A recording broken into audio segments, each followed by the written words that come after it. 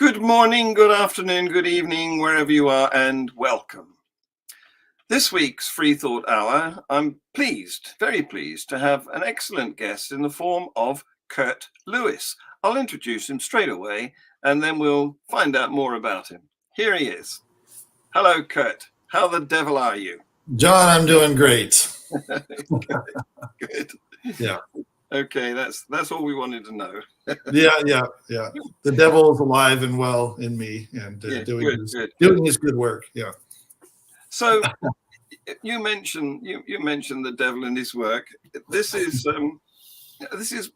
probably more meaningful to you than it is to many people, because you were on the opposite side to the devil, weren't you? Yes, I was supposed to be on the winning team, as it might be referred to. As we would understand it from a biblical standpoint, at least, having known or allegedly having the knowledge of the ending. Yes. And now you're not on the opposing team. Yeah, it's a bummer. Can we start this at the beginning and go through it chronologically? Would you tell my audience about your journey, how you came to be the Kirt Lewis that you are today? Because I know it's been an interesting route that you've traveled. It has been, and in many ways, I think it would be that my journey is one of coming back to and rediscovering who I was all along, but who, out of the fear and insecurity and falsehoods that were presented to me from childhood on, it took me away from who I believe I truly am now. And so I grew up. Grew up in California, in the northern half of the state, in the San Francisco Bay Area. My parents were very religious. They came from a kind of a split background within the Christian Protestant world, especially in the American context. My father came from a slightly more liberal, mainline Methodist kind of background, where my mom came from a very ultra-conservative, fundamentalist Baptist background. Wow. And as I've kind of learned more about the history of the Christian religion in the United States, it's like, you take those two streams and you merge them together and you basically get American evangelicalism. So one in which there is an extremely high view of the Bible. There is a rabid obsession with saving people, with a preoccupation with eschatology and the expected return of Christ, which is supposed to provide us with this sense of urgency to carry out his mission. So yes, that was kind of the religious context that I grew up in. Can I ask, what's eschatology? So eschatology is the theological study of the end times. So anything related to, Armageddon and Jesus' return and, a new kingdom, a new heaven and earth, all of those things are encompassed in eschatology. The rapture? The rapture, exactly. Yeah. The timing of the rapture, of which, now I look back at it because eventually I would go on as a part of my story, and I would go on to study theology, both in undergraduate and graduate school, and graduate from a seminary. And, the endless hours that now I scratch my head at, that I spent debating about the small intricacies of like even something as simple as Jesus's return and when and how and what would be our position in that, before and after. It's a little bit, it's sadly amusing now, but yes, but that's a huge, I can remember, and I'm also a lot of music in my family. So I did pick that up. I played the trumpet for many years. Oh, great. Jazz. hence Louis Armstrong behind me. Just a little nod to that still passion of mine.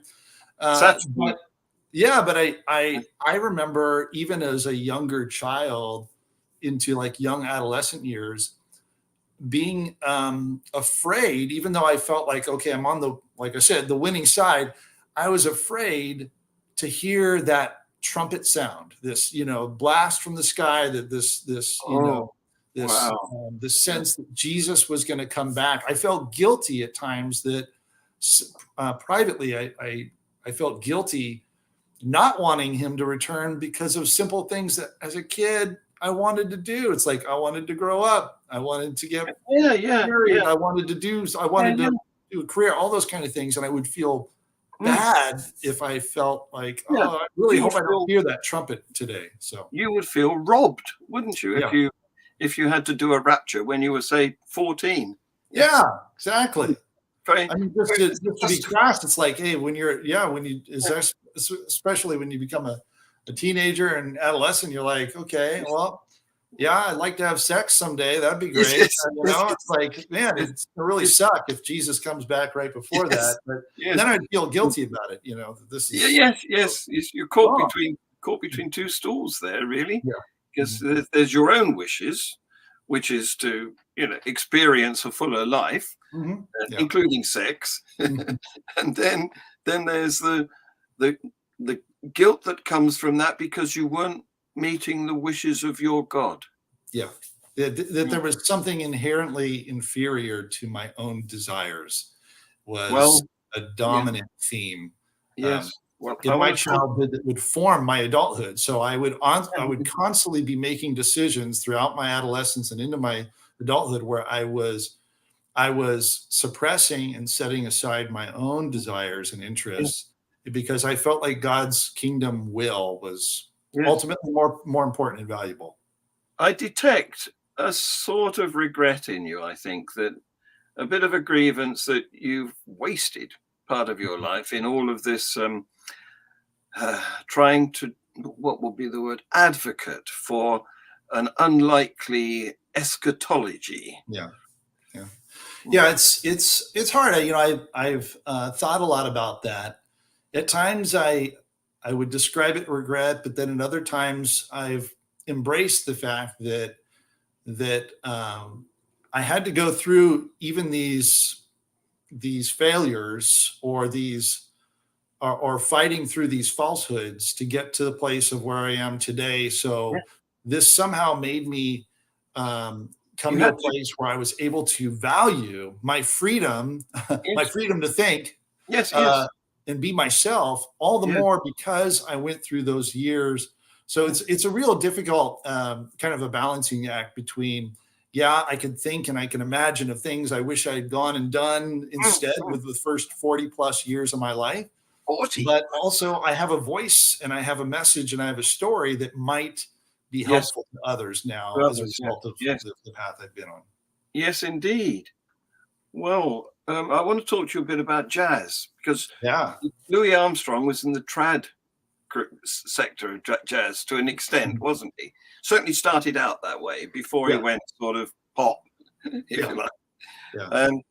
And I many years ago I played bass in a trad. Oh, nice. Not a stand up, an electric bass. Electric bass, okay, good. Yeah. And I loved it. It's such a great format because you've got a structure within which you've got freedom. So you can extemporize and that's what the trumpet does, of course, being the lead instrument. It really does. I think it's interesting that in many ways, because I did mention my family is very, very musical. And I've played the trumpet. I've learned. My brother plays the drums, and I learned to play. I can hold down a basic rhythm and do a little bit on the drums. I've enjoyed tinkering around. I have a piano here in my place that I've enjoyed picking up and playing with. And there's something about music that, at its best, actually can reflect this free creative space that we like to play in when humanity is at its best, and when it's And it's interesting to me that, religion at times has really hijacked music. Oh, yes. Yeah, but it's almost like music gets like the last word, because Yes. I found that even amongst those who are still very religious, who are also very musical, it's almost like, speaking of the devil, it's almost like they're doing a little dance with the devil on the side, because there's something about this expression that they just embrace and they love. And I'm just like, it's like, you should scratch that itch a little bit more. I think you might be surprised where it will take you in terms of just your overall philosophy towards life. Yeah. Well, as you said, religion has a strange relationship with music. Some denominations go for it, others don't. Yeah. And fundamentalist Islam doesn't permit it, or dancing, or wine. They've gone for the stick rather than the carrot. But to my way of thinking, music communicates internationally better than language, because you feel it much more than communicating with words. And there is a biological field of thought that suggests that it came first, that musical ability, pitch and tune and rhythm preceded the development of language in the history of Homo sapiens. And when you look at some of the other animals that can't speak, but a lot of them can do music. I mean, if you think of bird song. So birds are glorious singers. There's some really amazing documentaries. I can't remember the name. I watched one on Netflix a while back that just in terms of the way they would communicate through their various calls, whether it be for mating or as a prelude to defense, or all of those kind of things. It's just fascinating and beautiful thing. And I would not be a bit surprised to learn the same thing about our species, that we communicated that way long before we used words. Yeah, and some monkeys too, of course. They've got a vocabulary, of a lexicon of noises. Yeah. So obviously, in your particular denomination, or mixed denomination, Baptist at one end, Methodist at the other, comes out as evangelical and down the middle. Jazz wasn't evil. No, it was interesting. I mean, because I mentioned, my brother played the drums, my mom played the piano, my dad sang, and he sang mostly choral, kind of traditional choral music. But my brother and I, in particular, really enjoyed and leaned into and played a fair amount of jazz. And there's a lot of, I think, historical ironies in that, because in many ways, jazz is a very, in the American context, is often referred to as like one of its uniquely created in the American context forms of music. In many parts, a lament for the slavery of those who were oppressed, in large part because of religious dogmas that were religiously held racist dogmas that justified their oppression. So there's I think a lot of fascinating historical ironies in that. And music in general, it's like, my parents were, my mom in particular was still very strict. I can remember when, because I was born in 1974. So this is like the heydays of the Jesus movement and the genesis of like Christian rock and roll. And so I can remember, my mom in particular being very hesitant about wondering if are we starting to dabble in Satan's, type of music, or something wrong with the rhythm. Like we're all going to end up like gyrating our hips like Elvis Presley if we just keep going this way. There's something sinful and usually sexual in the very rhythm and tones of things. So, but they still let us play a little bit. They still let us play in that sandbox. Great. Rock and roll, the devil's music, hey? Yeah. So you're right. It was a sort of a cauldron of slavery, a mixture of people thrust together from different parts of Africa who couldn't necessarily communicate when they arrived, but they expressed themselves through music. There was either the lament, or if they wanted something more uplifting, then there was jazz. That's how it seems to have come about. Yeah. So it was either a lament or a symbol of resilience, really, of resistance to, or a work song. Yeah. Yeah. It was a communal thing. It bonded them into a tribe. Yeah. So you use the word hijacked about music, hijacked by religion. I've said that some sects of Christianity have stolen religion. So I agree with you that they make use of this form of communication, which certainly doesn't belong to them.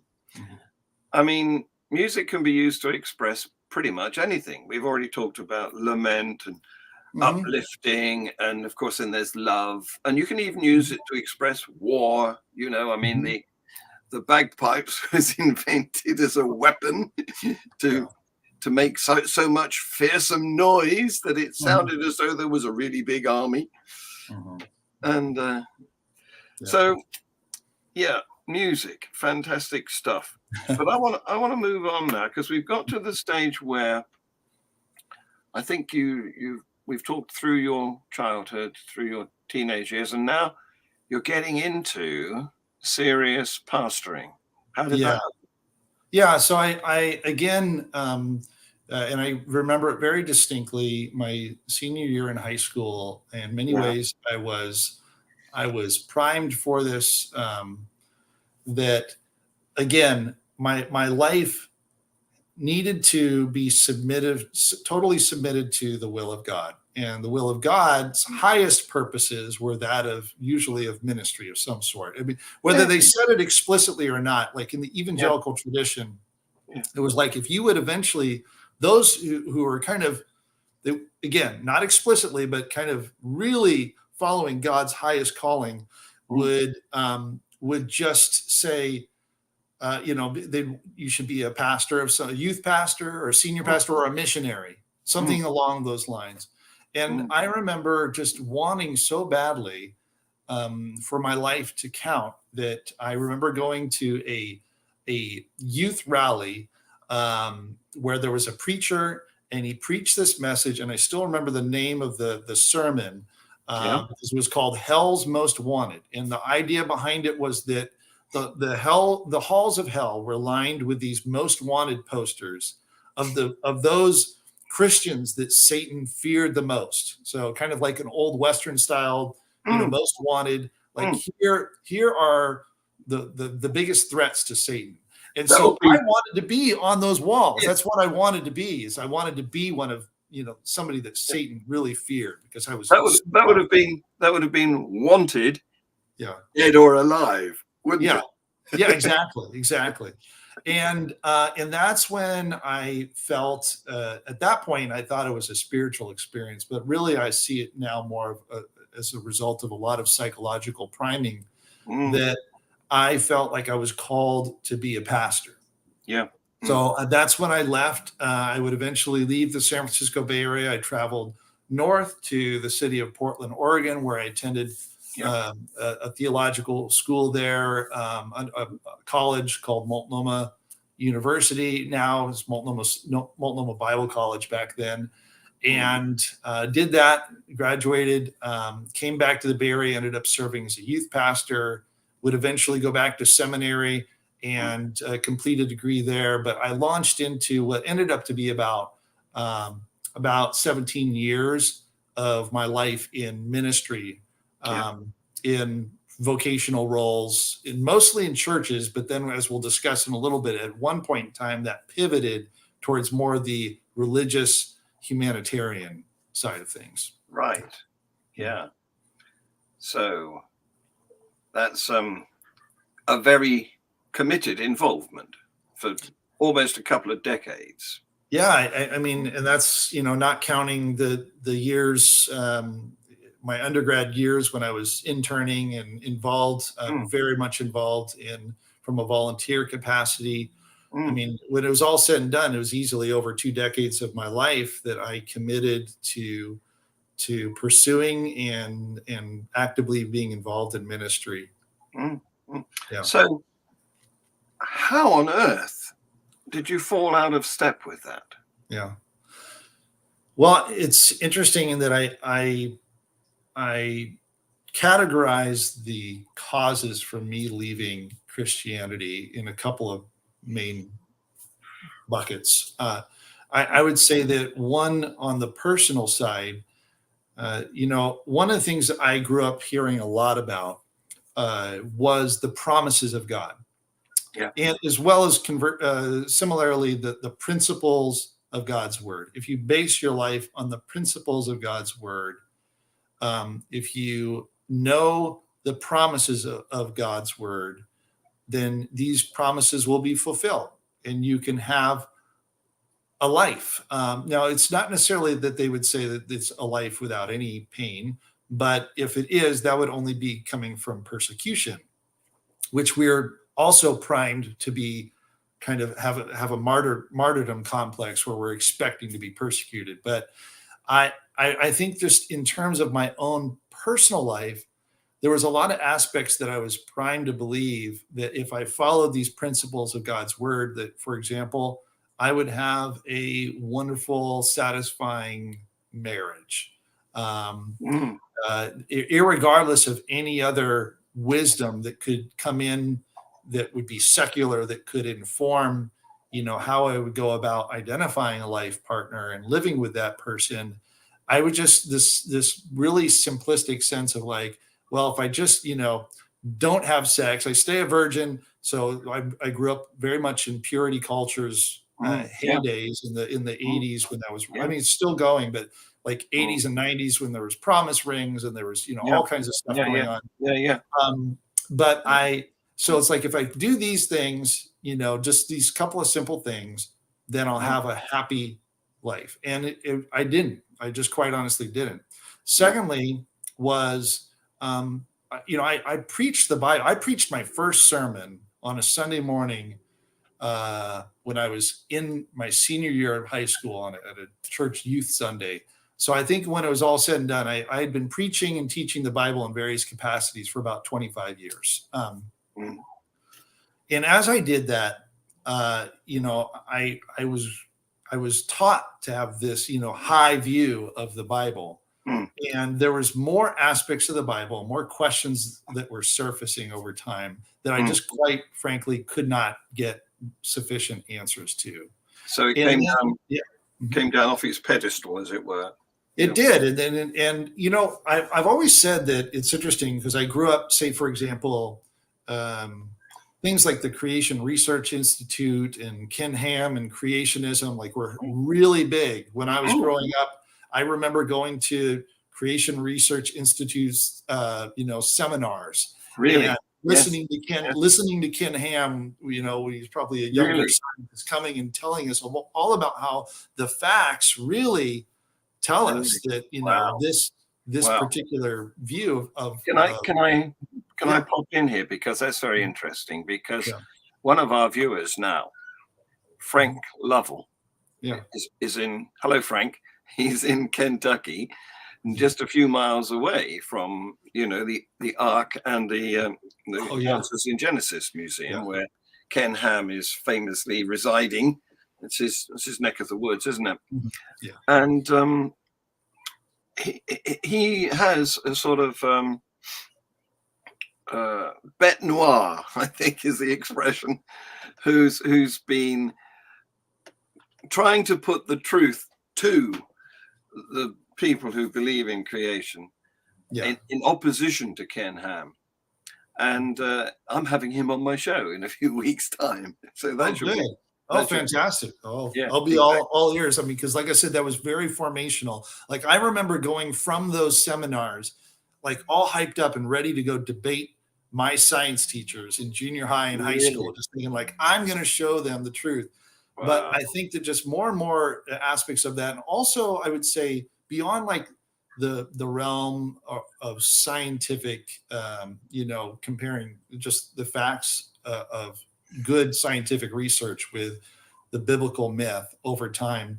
The absence of a personal experience in the miraculous was also something that just slowly eroded away. I'm like, why am I giving my heart and soul, genuinely giving my heart and soul to this experience, and yet never really experiencing any of these things or observing these things that some people are saying are happening. Those kind of things happen. But then I would say, so aside from those things, the answers you'd be given was, you've just got to believe and take it on faith. Yeah, exactly. It'll either happen someday, or if I base my choice to believe on this observance, then it's almost like I'm like actually observing the miraculous. Then it's almost like I'm testing God. It's a beautifully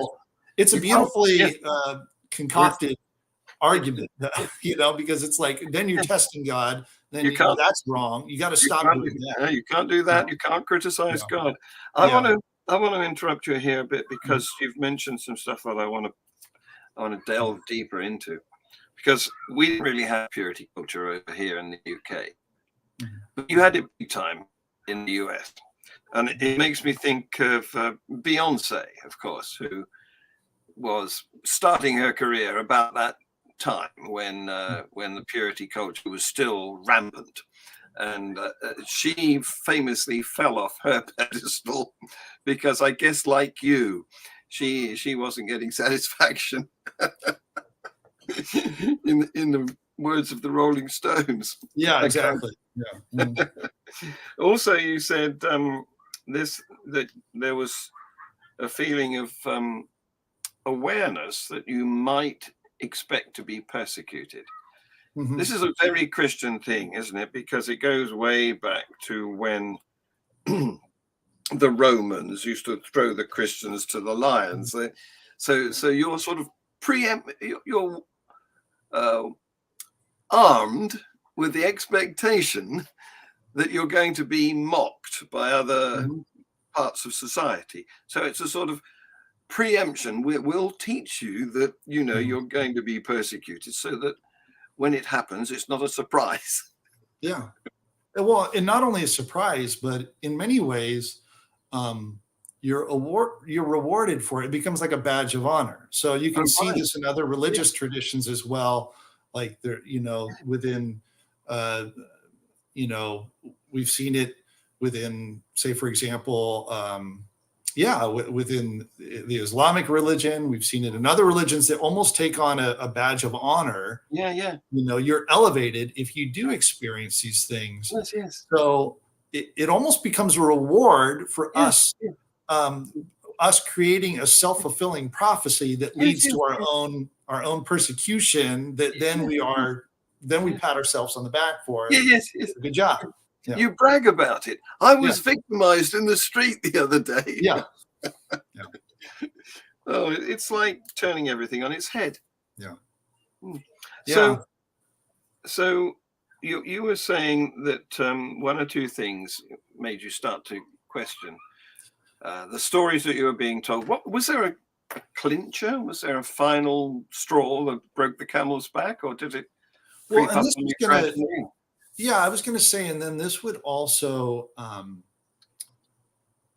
I think that this would lead a little bit into this third reason for me. And maybe it's one and the same with the second, in terms of observing the Bible and, things not matching up. Certainly we can look at things scientifically or historically and say, gosh, this is just really replete with all kinds of errors or inaccuracies or what have you. But I often like to set that aside and say, okay, what if if somebody's talking to me from representing the Christian religion, and so I'm going to give you the benefit of the doubt and say that everything the Bible says about God and how it depicts God is true. Then the thing that really began to disturb me was the violent nature of God. And so again, another interesting aspect of my story growing up here in the States, I graduated from college in 1998, got involved in youth ministry, but I was still relatively young in my 20s when 9/11 took place. Yeah. In my there's quite a bit of family history that I have of military service. Mm-hmm. And I decided, and again, I framed everything as a calling, because psychologically, I'm Yes. connecting. I'm like connecting the Pavlovian dots of just, I get prompted in some way, and then I'm like, oh, that must be God's calling. Yes, so yes. I'm prompted emotionally and psychologically, and then, connecting with my family past. And I'm like, okay, well, now I feel like God has called me to serve in the military. So I left ministry, formal ministry, for a couple of years. This is in 2002, so not long after 9/11. And I enlisted in the Army. And that would eventually, I was only in active duty for a couple of years. It did take me overseas, and I did a tour of duty in Iraq at the beginning of that war. Yeah. And so I went from a youth pastor to a field artilleryman within a matter of months. Yeah. And I would say that the experience, the in-person experience with war, seeing the narrative breakdown there as well, because again, there tends to be, especially in the American evangelical context, a strong narrative or connection to the American story and the religious story.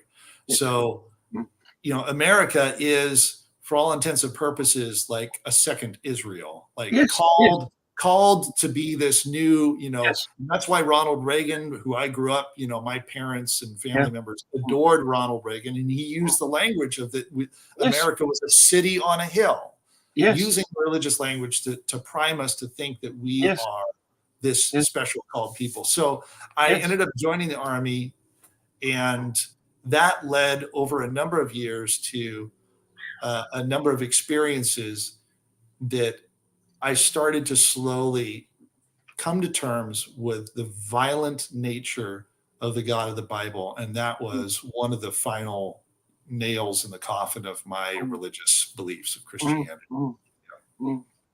Yes, because Reagan, what did he call the USSR? The axis of evil. Yeah. Yeah. He was very polarizing, wasn't he? Yeah. There was, many American presidents have been. They've been either they're sort of righteous. They believe in righteousness, whatever that is. And I understand that it's doing what God wants you to do, but God doesn't actually tell you. It's men who speak for God. Yeah. So, what president? I'm trying to remember. I think they're all. I mean, if they finish, say, for example, a State of the Union address without saying, "And God bless the United States of America," they're going to get in hot water with a significant percentage of the population of this country, and mostly evangelical, conservative, or conservative Catholic or evangelical. And that's their electorate. So they daren't. Even if they don't believe, they've got to hide it and pretend. Yeah, exactly. Yeah. Well, you mentioned 9/11, and of course that was George W. Bush, yeah. And he famously said after 9/11, when he was speaking, I think it was an informal interview, but he said, "You're either with us or you're against us." Yeah, actually, it was before Congress. It was. Was it? Yeah. He said it. It was. So again, this is par for the course when it comes to the religious mind and thinking. It's inherently, and I'll probably say even more specifically for your primary monotheistic religions, it's inherently othering. It will ultimately tell stories of groups of people that God favors or he doesn't favor, depending on how they relate to him and how they respond to the messengers that he sends to them, to humanity. So it doesn't surprise me that that's the lasting imprint that leads to so much violence, even when it's not explicitly connected to a religious doctrine, so much of the result of great war and violence, which we're seeing played out again in our day, has its foundation in religious thinking. Yeah, because it's so very divisive, isn't it? Yeah. So very tribal. We want to blur those divisions. We want nuance. We don't want polar. We want some middle. I know. Yeah. The uncomfortable grayness of our existence is what we need to explore. And so getting back to, a question that you mentioned earlier, I think that, and I've written a little bit about this, just, once I left the church around end of 2017, and personally, not sometime after that was when I publicly said I've left Christianity. I felt like I had a lot that I needed to write and share. So I started up a blog, and I started writing on that. And one of them, I did a series called, down there.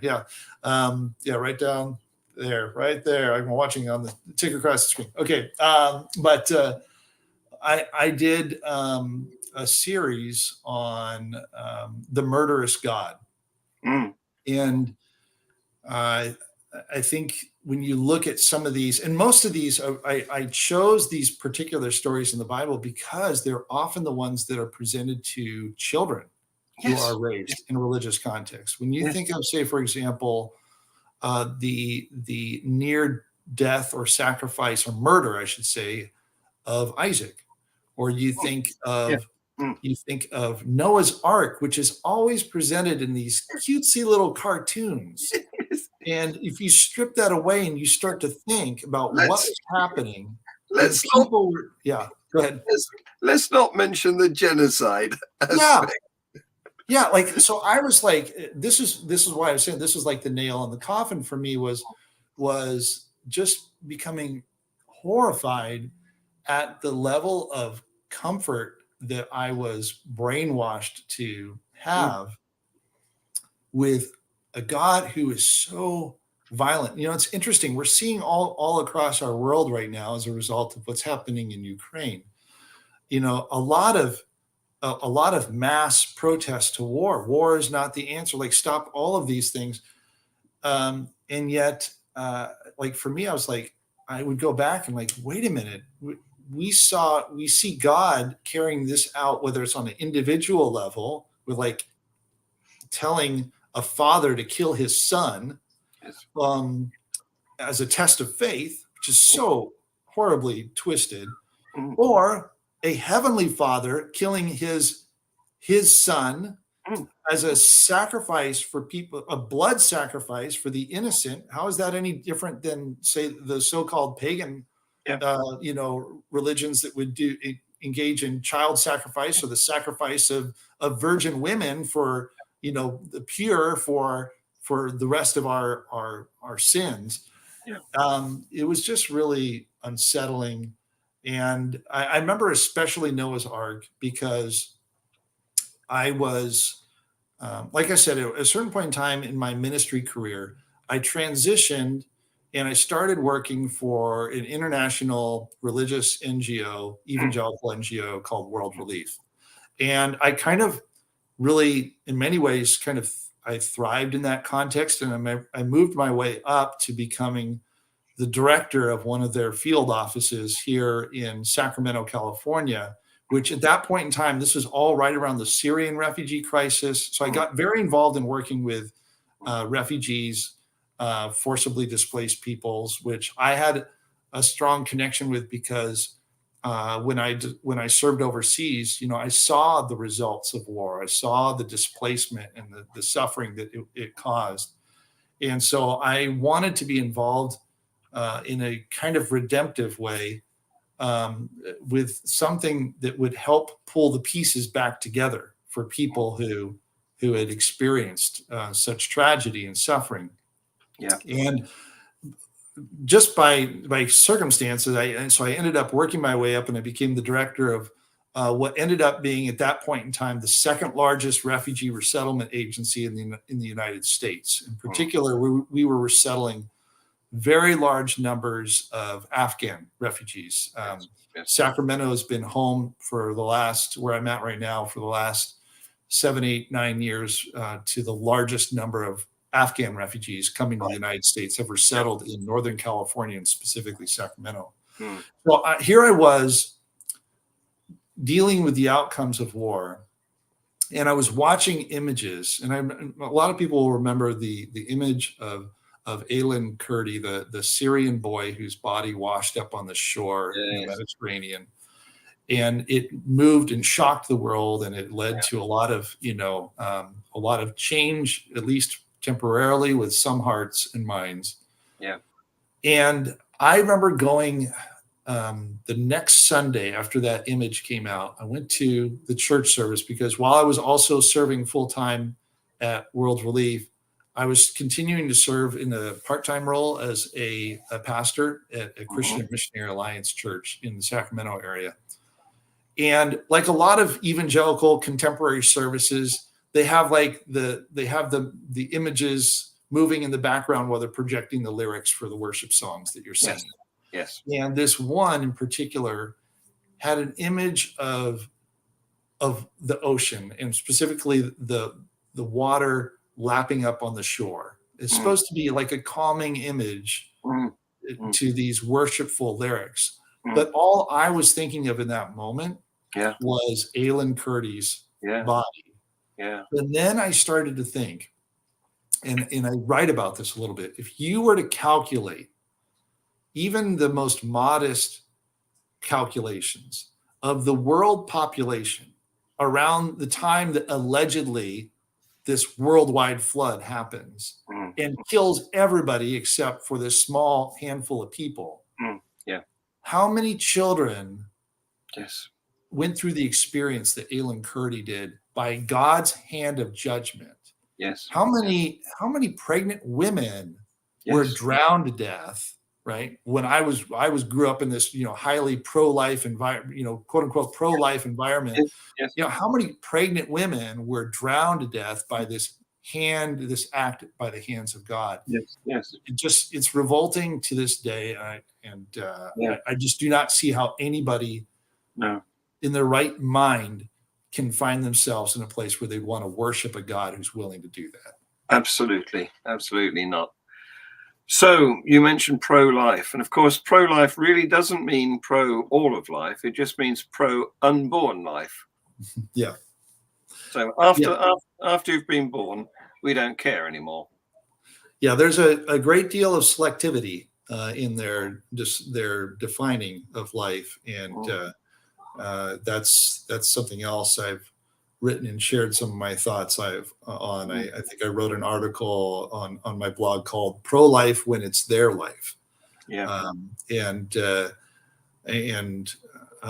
I think that, again, when you start to engage in another point of viewing reality, one that is, for me, does not emphasize the othering of all these different groups, but seeing us as a part of just one part of a broad ecosystem of living things that are all dependent upon each other.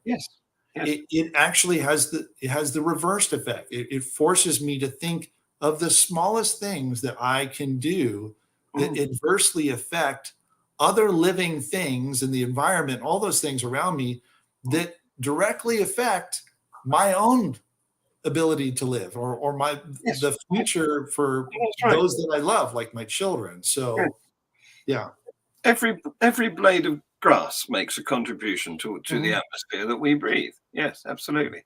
So thank you for sharing that with us.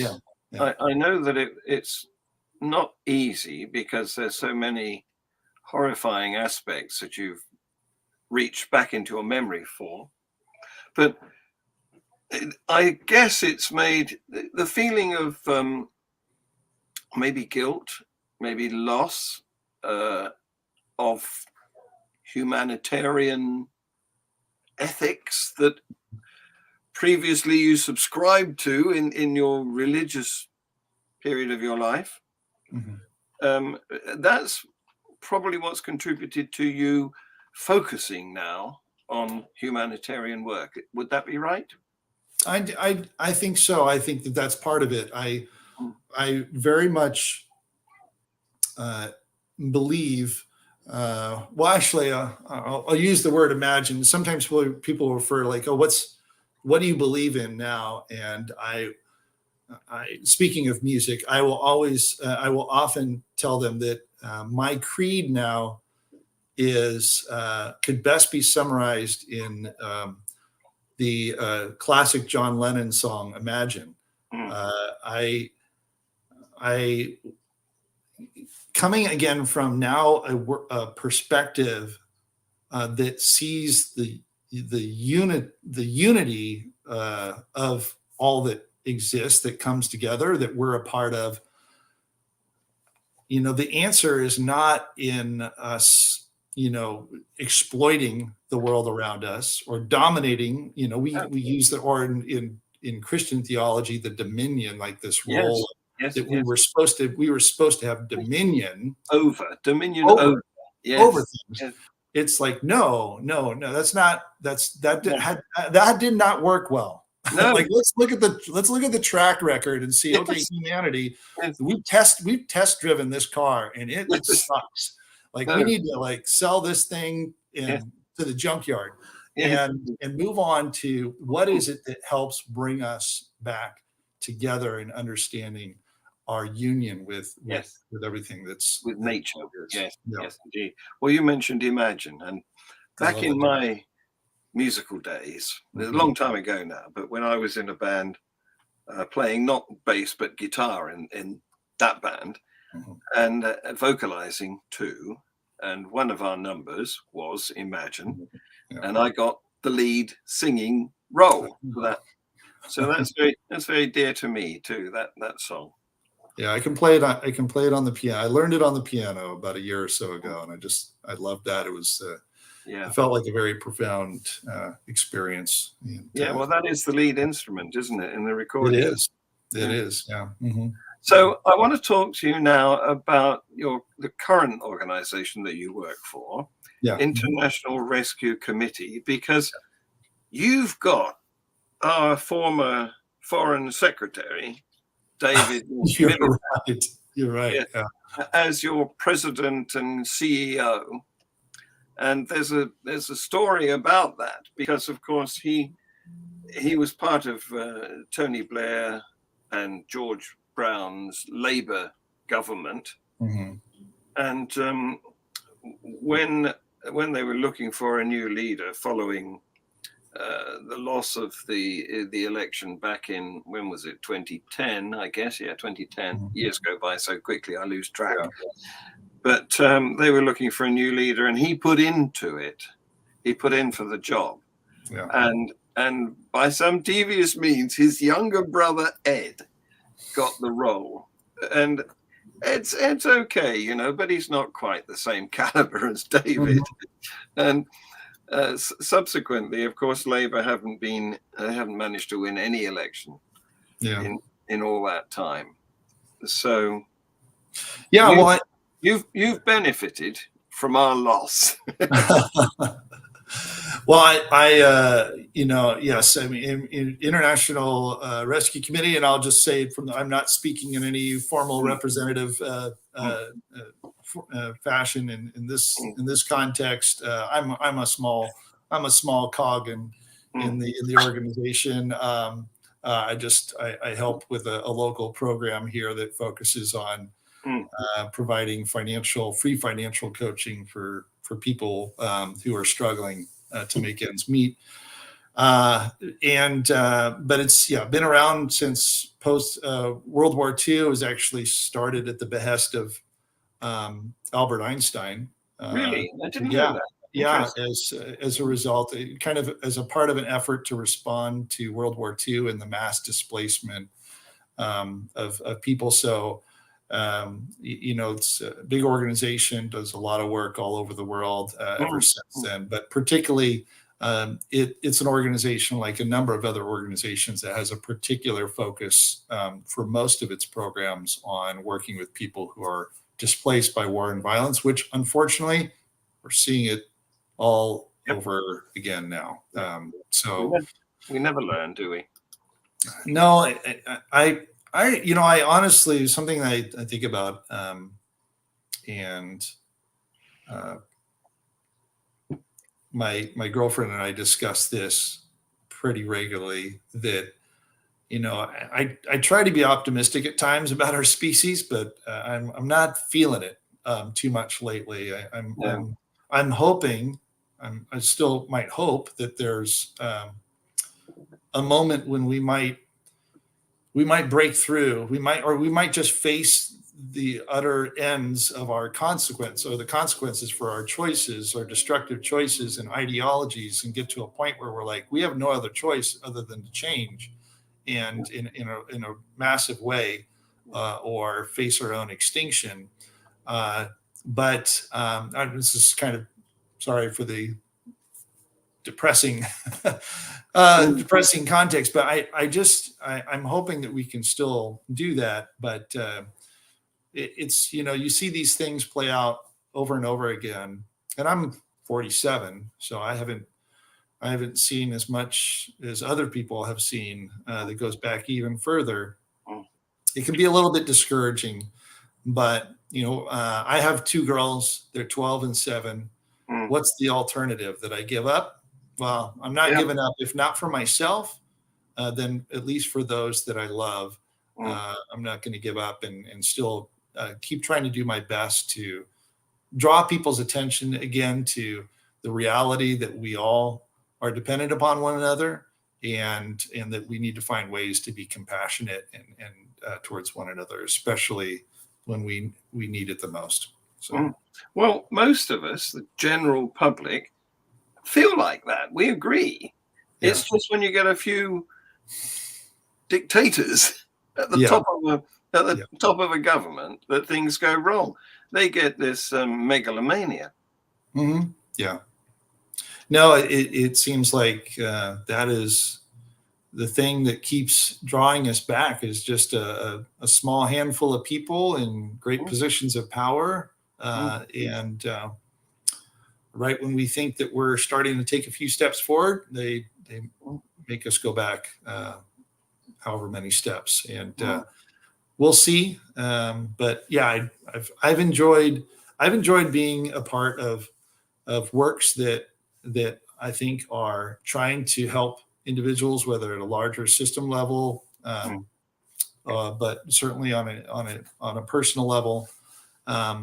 And I'm hoping that we can continue to advocate for the broader systemic changes to things, both within our countries and then across the globe, that just will lead to a lot more of a pleasant world for not only us, but for every living thing. And because I want to have fun. I actually want to enjoy.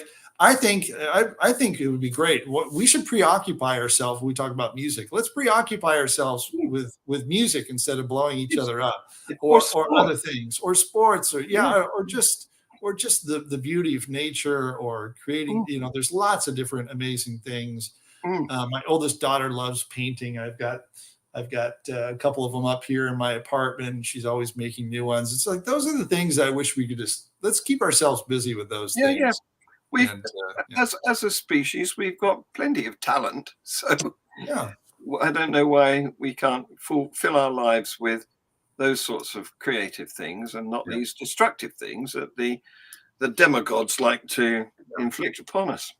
Well, and then to go back to the theme of, I think, so much of what you share is that a big thing that will hopefully lead us to us embracing a better future is going to be us actually truly thinking freely, apart from the shackles of the religious mind. Yes, we don't want.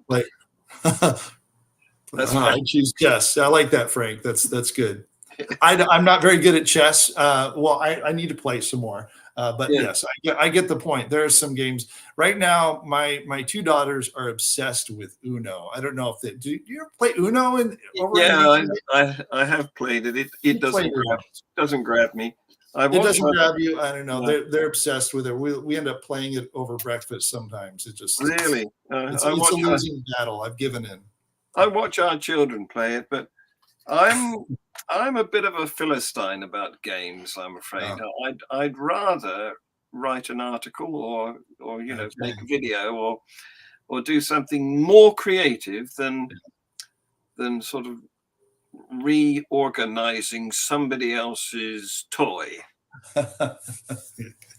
That's a bit like a game to me. Yeah.